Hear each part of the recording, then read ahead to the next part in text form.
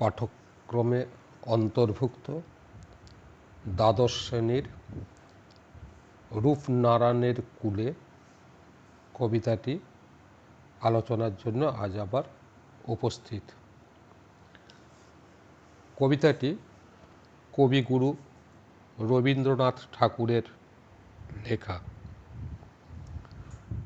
কবিতাটা পড়ানোর আগে একটুখানি প্রসঙ্গটা বলি আর কি, যে কবিতার প্রেক্ষাপট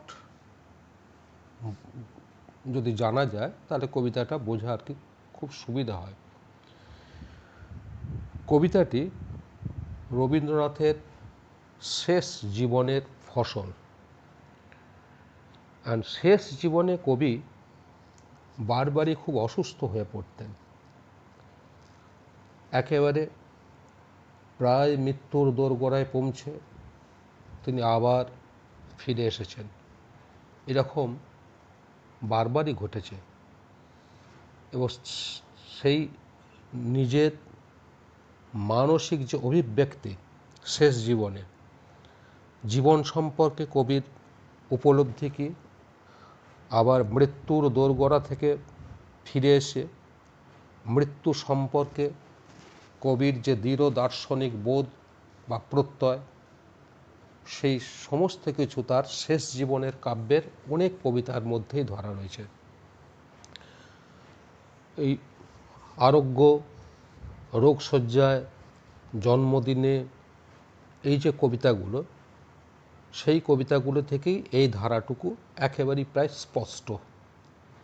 আর একটা লক্ষণীয় বৈশিষ্ট্য হচ্ছে রবীন্দ্রনাথ তার এই শেষ জীবনে তার অসুস্থতার কারণে স্মৃতি শক্তির প্রখরতাটাও একটু যেন কমে এসেছিল।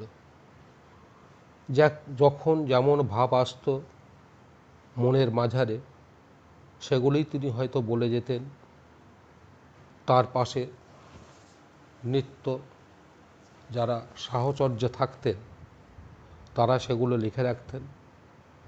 ফলত এই শেষ জীবনের কবিতাগুলোর কোনো কবিতারই তিনি নামকরণ করে যেতে পারেননি বা নাম দেননি। অথচ আমরা জানি যে সারা জীবন ধরে তিনি কিন্তু নামকরণ সম্পর্কে ছিলেন বেশ সচেতন। হয়তো পাঠকদের উপরেই তিনি স্বাধীনতা দিয়েছিলেন যে তারাই তাদের নিজেদের মতন করে একটা ভাবনায় ভাবিত হবেন। এই জায়গা থেকে হয়তো কবিতাগুলোর তিনি কোনো নামও দেননি। তাহলে যেটুকু আমাদের মনে রাখতে হবে সেটা হচ্ছে যে রূপনারায়ণের কূলে কবিতাটির কবির দীর্ঘ জীবন, সেই দীর্ঘ জীবনের অন্তিম পর্যায়ের ফসল। 8 বছর বয়সে যে বালকটি কবিতা জগতে পদার্পণ করেছিলেন, একেবারে মৃত্যুর 7 দিন আগে পর্যন্ত তার হাত থেকে কবিতা বের হয়ে এসছে। এই দীর্ঘ কবি জীবন, এই দীর্ঘ কবি জীবনের বারে বারে নদীর মতনই বাঁক ফেলেছে তার কাব্য ধারা বা কাব্যের চেতনা। এক একটা পর্যায় এক একটা রূপ, রং, ভাব নিয়ে প্রকাশিত হয়েছে। এখন এই অন্তিম পর্যায় বা শেষ পর্যায়ের কবিতাগুলো প্রায় প্রতিটার মধ্যেই এই জীবন মৃত্যুর সন্ধিক্ষণে দাঁড়িয়ে মৃত্যু সম্পর্কে কবির যে দৃঢ় দার্শনিক প্রত্যয় ধারণা, সেটাই মোটামুটিভাবে ব্যক্ত। তাহলে একেবারে অন্তিম জীবনের কাব্যের যে সমস্ত কাব্যগুলো রয়েছে তার মধ্যে অন্যতম একটি কাব্য, তার থেকে নেওয়া হচ্ছে রূপনারায়ণের কূলে। আস্তে আস্তে প্রয়োজনীয় তথ্যগুলো আমি এবারে এক এক করে বলে যাই। রবীন্দ্রনাথের যেহেতু অন্তিম পর্বের কবিতা বলছি, এই অন্তিম পর্বের কবিতা বলতে ঠিক সাল তারিখের হিসাবে আমাদের পাঠ্য এই কবিতাটি লিখিত হয়েছিল 1941 সালের 13ই মে। 1941 সালের 13ই মে এই কবিতাটি লিখিত হয়। কবিতাটি যখন প্রথম লিখিত হয়েছিল, লেখার পরে এটাকে জয়শ্রী পত্রিকায় প্রকাশিত হওয়ার জন্য কবি পাঠান। তখন কবিতাটির শিরোনাম ছিল কঠিনেরে ভালোবাসিলাম। ওই শব্দবন্ধটিকে জয়শ্রী পত্রিকায় নামকরণ হিসাবে ব্যবহার করেছিল। পরবর্তীকালে এটা বোধহয় 1, 2, 3, 4, 5, 6, 11 11তম যে পংক্তি। দ্বাদশ শ্রেণীর এই সিলেবাসে যখন এলো তখন এই কবিতাটার নামকরণ কিন্তু প্রথম পংক্তির নাম অনুসারী হয়ে আছে, রূপনারায়ণের কুলে। ওই যে বললাম, যেহেতু কোনো কবিতারই কবিকৃত কোনো নামকরণ নেই, তাহলে প্রয়োজন মাফিক সকলেই নিজের নিজের মতন করে নামকরণ করে নিয়েছেন। নামকরণ সার্থক না ব্যর্থ সেটা কবিতা আলোচনার নিরিখে ওগুলো আমাদেরকে বিচার বিশ্লেষণ করতে হয়। যাক, আমি ফিরে যাই। তাহলে কবিতাটি লেখা হয়েছিল 1941 খ্রিস্টাব্দের 13ই মে। কবি মারা যাচ্ছে কবে না 1941 খ্রিস্টাব্দের 7ই আগস্ট। তাহলে মোটামুটি যোগ বিয়োগ করলে দেখা যাচ্ছে প্রায় 3 মাস, মৃত্যুর 3 মাস আগে এই কবিতাটি লিখিত হয়েছিল। 1 নম্বর তথ্য। 2 নম্বর যেটা জানতে হবে, এই কবিতাটি লেখা হয়েছিল কোথায়? কবিতাটি লিখিত হয়েছিল কবির প্রিয় বাসভূমি শান্তিনিকেতনের উদয়ন গৃহ। শান্তিনিকেতন গেলেই উদয়ন বাড়ি আজও দেখতে পাওয়া যায়। সে উদয়ন বাড়ির গৃহে, উদয়ন বাড়িতে বসে তিনি এই কবিতাটা লিখেছিলেন। কখন না রাত্রি 3:15। তাহলে কবিতাটি লিখিত হয়েছিল রাত্রি 3:15। অসুস্থ মানুষ, রোগ জর্জর ব্যাধি কবিকে পেরে ফেলেছে। এই মানুষটার আর যেন ঘুম আসছেন না, অনেক সময় তিনি ঘুম থেকে জেগে উঠছেন। সে কারণে রাত্রি 3:15 আমরা অবাক হয়ে যাই আর কি। তাহলে তাঁর কাছে দিন রাতের প্রভেদটাই তো তখন অনেক ঘুচে গেছে। সারাদিন ধরে তিনি ওই নিজের শয্যা সেই অবস্থায় পড়ে রয়েছেন। জরা ব্যাধিতে তিনি একেবারে প্রায় শেষ সীমায়। তো সেরকম অবস্থায় তিনি রাত্রে 3:15 লিখেছিলেন। এই সম্পর্কেও একটা তথ্য আছে। তথ্যটা হচ্ছে যে কবি এই যে প্রথম থেকে নিয়ে শেষ 4 লাইন, শেষ 4টে পংক্তি বাদ দিলে বাকিটা লিখিত একটা কাগজের টুকরো ছিল। সেটা যে হোক লিখেছিলেন, তা সেটা কবিতাটা আর কি শেষ করা যায়নি। পরে রানীচন্দ্র, কবির অত্যন্ত স্নেহভাজন, ওই রানীচন্দ্র ওই কাগজের টুকরোটি কবিকে দেখায়, কবি শোনায়। তখন রানীচন্দ্রকে কবি বলেন যে কবিতাটা সম্পূর্ণ করা হয়নি, তুমি এটাকে সম্পূর্ণ করো।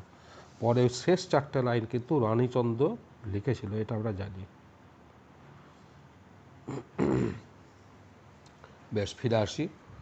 তাহলে কবি এই কবিতাটা লিখেছিলেন শান্তিনিকেতনের উদয়ন বাড়িতে বসে রাত্রি 3:15।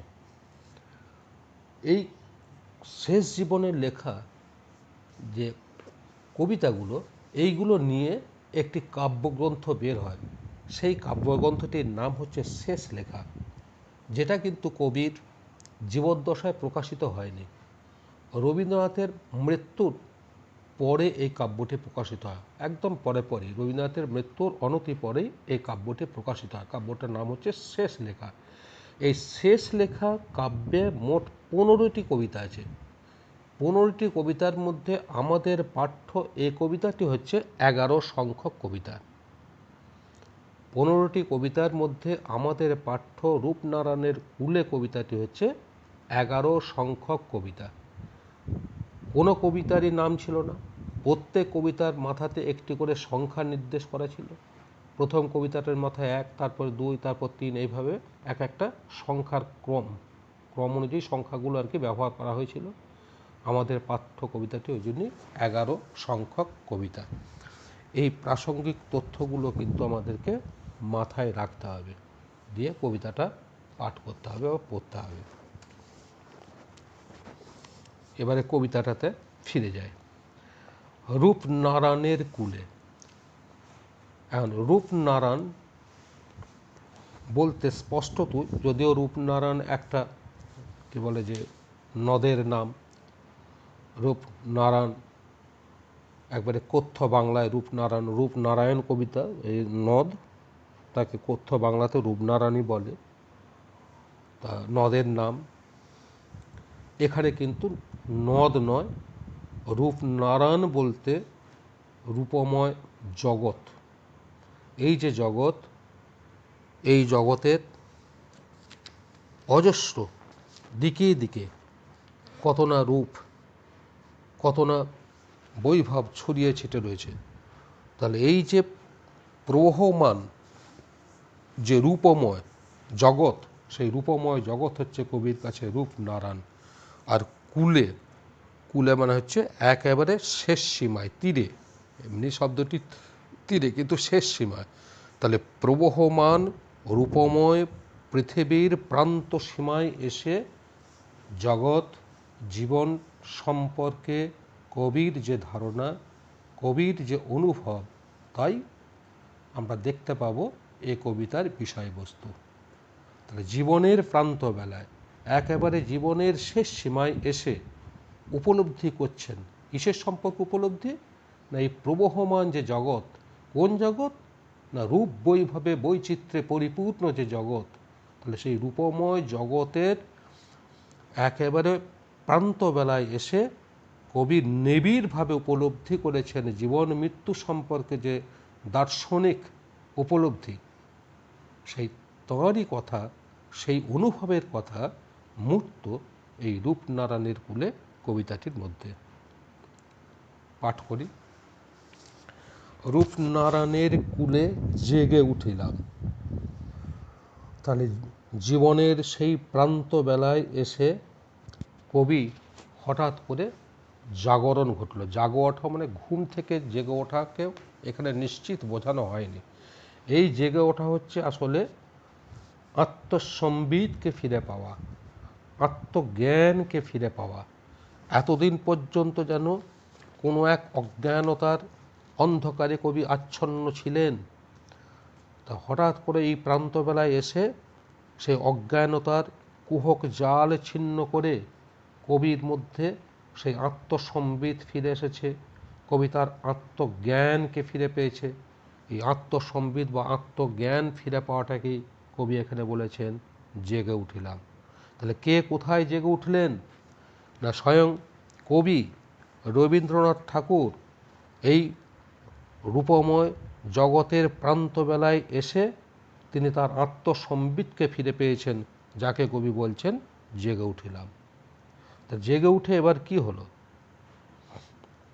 না জানিলাম এ জগৎ স্বপ্ন নয়। তাহলে বক্তা কি জানতে পেরেছিলেন? না রূপময় বা এই রূপনারায়ণের কুলে জেগে উঠে কবি জানলেন যে এ জগৎ স্বপ্ন নয়। এতদিন পর্যন্ত কবির ধারণা ছিল এই জগৎ হচ্ছে স্বপ্নীল জগৎ, এই জগৎ হচ্ছে কুয়াশাময় প্রহেলিকাময়, অতীন্দ্রিয় স্বপ্ন বিলাসের স্থান হচ্ছে এ জগৎ। কিন্তু আজ জীবনের প্রান্তবেলায় এসে কবির মনে হয়েছে যে এ জগৎ কিন্তু কখনোই স্বপ্নীল জগৎ নয়। এ জগৎ হচ্ছে কঠিন কঠোর প্রত্যক্ষ সেই বাস্তবতায় মোড়া এ জগৎ।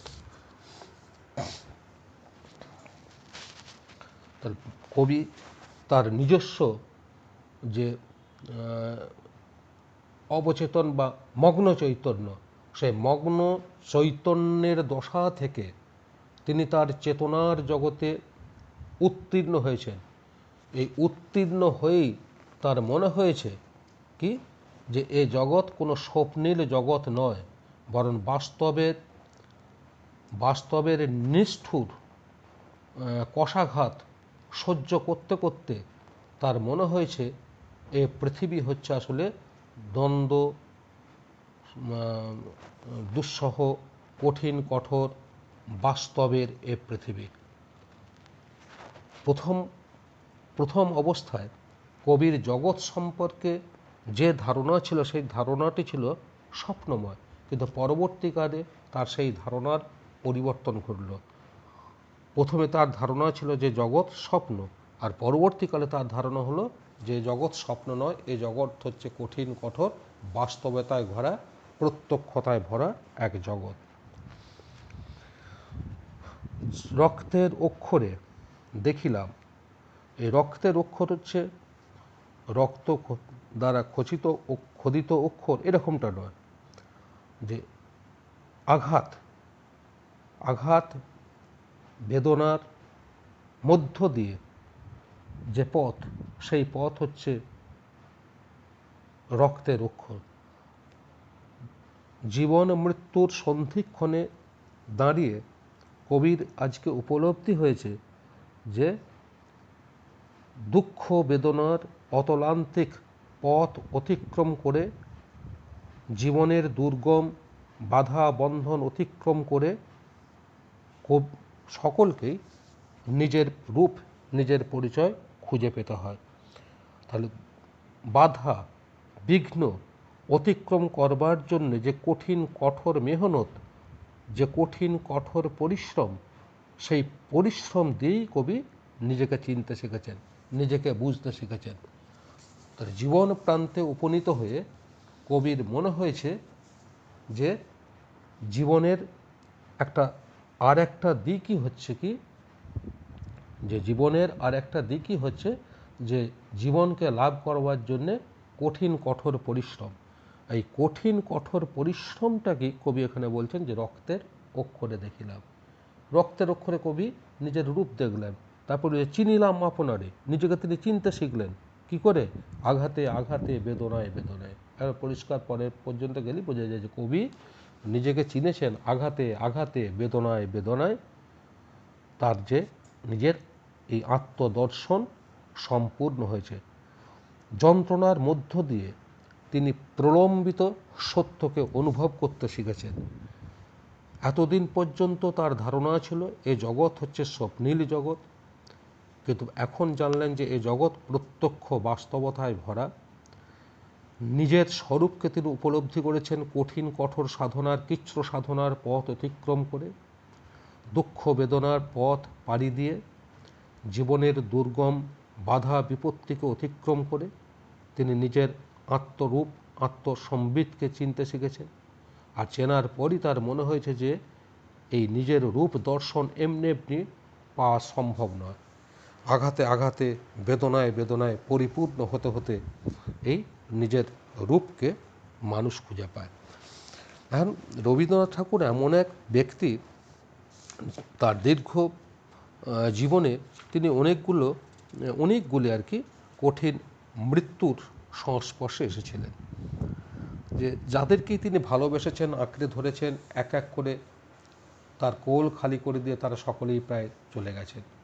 পিতার মৃত্যু, তার নিজের স্ত্রীর মৃত্যু, নতুন বউ ঠাকুরানী কাদম্বরী দেবীর মৃত্যু, নিজের মেয়েদের মৃত্যু, এবং সবচেয়ে বেশি কবিকে যা যন্ত্রণা দিয়েছে সেটা হচ্ছে ছোট ছেলে সমীন্দ্রনাথ ঠাকুর, তার মৃত্যু। এই এত আঘাত কবিকে সহ্য করতে হয়েছিল একদম বাল্য থেকে সেই বার্ধক্য পর্যন্ত। তার ক্রমাগত আঘাতে আঘাতে বেদনায় জর্জরিত হতে হতে কবি এই জীবন সত্যকে খুঁজে পেয়েছেন। এখন প্রান্তিক কাব্য থেকেই জীবনের নানা রিক্ততার মধ্য দিয়ে কবির যে পথ অন্বেষণ, সেই পথ অন্বেষণ শুরু হয়েছিল। তিনি উপলব্ধি করতে শিখেছিলেন যে দুঃখের আঘাত সহ্য করেই আমাদেরকে নিজেদের স্বরূপকে চিনতে হবে। এ জগৎ কঠিন কঠোর জগৎ। যে জগৎকে তিনি একদিন ভেবেছিলেন স্বপ্নালু জগৎ, সে জগৎ আসলে স্বপ্নের বিলাস কক্ষ নয়। সে জগৎ স্বপ্ন নয়, স্বপ্নের মায়াঞ্জন লাগিয়ে নয়, নিত্য দুঃখের তপস্যার মধ্য দিয়ে এই জগৎকে নিজেদের করে পেতে হয়। তাহলে এই পার্থিব জীবনের সত্য মূল্য অর্জিত হয় দুঃখের দহন জ্বালার মধ্য দিয়েই।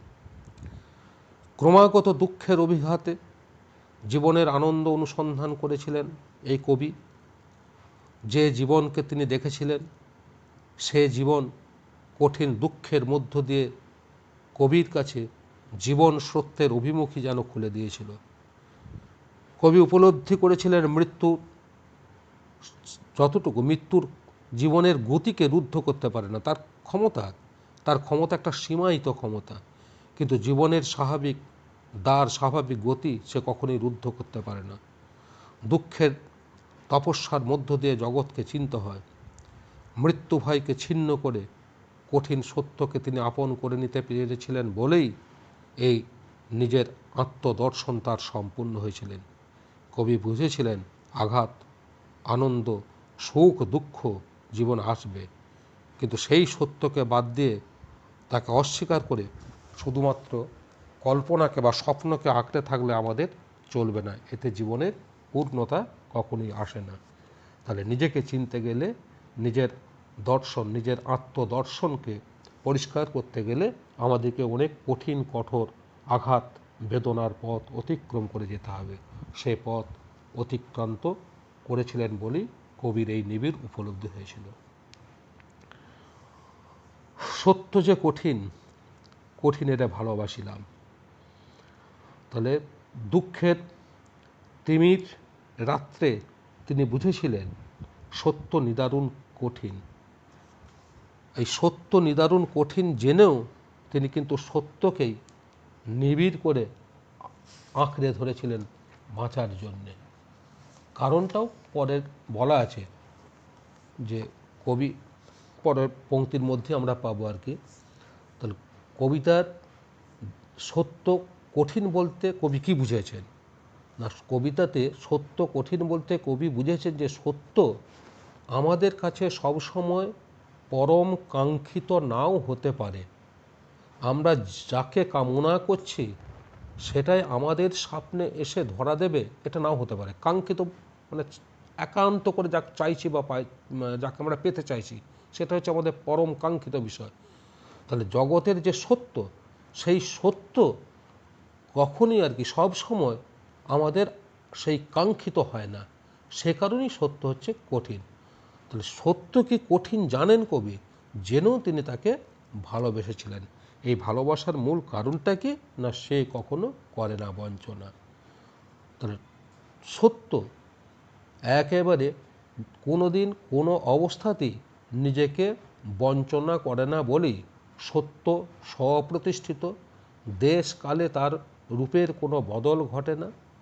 তাহলে যা সত্য তা চিরকালীন সত্য, তা শাশ্বত সত্য। এই সত্যের কোনো রূপান্তর নেই, সত্যের কোনো পরিবর্তন হয় না। এ কারণেই সত্য কঠিন কঠোর জেনেও কবি সেই সত্যকে গ্রহণ করেছিলেন।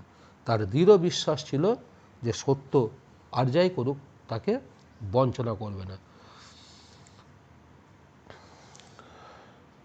আমৃত্যু দুঃখের তপস্যা এ জীবন।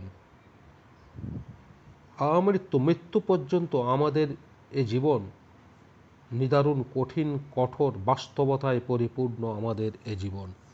তপস্যা, সাধনা, কঠিন তপস্যার মধ্য দিয়েই আমাদেরকে জীবনের অর্থ অনুসন্ধান করতে হবে। আর তার জন্যে কঠিনকে অস্বীকার নয়, নিদারুণ যে কঠিন তাকে ভালোবেসে জীবনের পূর্ণতার সন্ধান আমাদেরকে করতে হবে। দুঃখের তপস্যার মধ্য দিয়ে, দুঃখের সাধনার মধ্য দিয়ে সত্য ও বাস্তব জগৎকে চিনতে হবে। মৃত্যু ভয়কে উপেক্ষা করে সারা জীবন ধরে এই কঠিন সত্যকে আপন করে নেওয়ার মানসিকতা আমাদের অর্জন করতে হবে। বস্তুতপক্ষে রবীন্দ্রনাথ তার সারা জীবন ধরে এ জগৎকে আনন্দময় বলে অনুভব করেছিল। জগতের সব কিছু ধূলিকণা থেকে আরম্ভ করে প্রতিটি মানুষজনও তার কাছে আপনজন। তাহলে জীবনের অপরাহ্ন বেলায় পৌঁছেও কবির এ বোধের কোনো পরিবর্তন হয়নি। তার বারংবারই বরং মনে হয়েছে যে জীবনের আনন্দ অনুসন্ধানকে করতে হলে এমনি এমনি হবে না, এর জন্যে অনেক অনেক কিছু ত্যাগ তিতিক্ষার কঠিন বাস্তবতার মধ্য দিয়ে আমাদেরকে যেতে হবে। আর এই যে চলার পথ, এই চলার পথে দুঃখ স্বাভাবিক নিয়মেই আসবে। তাহলে দুঃখের মধ্যেই সত্যের সাধনা লুকিয়ে থাকে। তাই দুঃখকে সানন্দে আমাদের বরণ করে নিতে হবে। তাহলে এক এক করে সাজালে আমরা মোটামুটি রবীন্দ্রনাথ তার সুকঠিন তপস্যার মধ্য দিয়ে যে সত্যকে অনুভব করতে হবে, যে কথা তিনি জানিয়েছেন, সেই উপলব্ধির মূলে আসলে তিনটি জিনিস কাজ করছে। এক হচ্ছে যে মৃত্যু আসবে, কিন্তু মৃত্যুর ভয়ে আমাদের জীবনের গতিকে কখনোই রুদ্ধ করে রাখলে চলবে না। 2 হচ্ছে যে একমাত্র সত্যকে আঁকড়ে ধরে বাঁচতে হবে, আর সত্যকে লাভ করতে হবে দুঃখের তপস্যার মধ্য দিয়ে। আর তৃতীয়ত আর একটা আছে, সেটা কবিতাটার একেবারে শেষের দিকে আছে, যে আমরা জীবনের শোধ করে যাব, জীবনের দেনা শোধ করে যাব কিসে? মৃত্যুর মধ্য দিয়ে। এরকম উপলব্ধির কথা এই কবিতাটা, বা এরকম একটা দার্শনিক উপলব্ধি আছে এই কবিতাটার মধ্যে আছে। তাহলে সব কিছু জেনেও তিনি সেই কঠিনকে ভালোবেসেছিলেন। নিদারুণ কঠিন কঠোর বাস্তবতায় পরিপূর্ণ যে সত্য, সেই সত্যকে তিনি আঁকড়ে ধরেছিলেন, কারণ সে কখনো বঞ্চনা করে না, সে কখনো ঠকায় না। তাহলে আমৃত্যু দুঃখের তপস্যার মধ্য দিয়েই সত্যের দারুণ মূল্য লাভ করতে হয়। সারা জীবন ধরে দুঃখের সেই তপস্যার মধ্য দিয়েই কঠিন সত্যকে লাভ করেই আমাদেরকে আগিয়ে যেতে হবে। সত্যের দারুণ মূল্য লাভ করিবারে মৃত্যুতে সকল দেনা শোধ করে দিতে। মানে সত্যকে দারুণ মূল্য, সত্যের দারুণ মূল্য কিভাবে লাভ করা যাবে না? সাহসের সঙ্গে সাহসে ভর করলেই একমাত্র সত্যকে জয় করা সম্ভব। তাহলে আমরা কিভাবে লাভ করব না? দুঃখের তপস্যার মধ্য দিয়ে, দুঃখের সাধনার মধ্য দিয়ে সেই সত্যের দারুণ মূল্য লাভ করব। কঠিন সত্যকে লাভ করে আমরা আর কি করব না? মৃত্যুর নিকট নিজেকে সমর্পণ করব। কিভাবে না? দেনা শোধ করবার জন্য। দেনা হচ্ছে ঋণ। তাহলে এই যে জীবন আমাদেরকে কেউ না কেউ দিয়েছে, দান করেছেন, তাহলে জীবন যিনি দিয়েছেন সে তার কাছে তো আমরা ঋণী।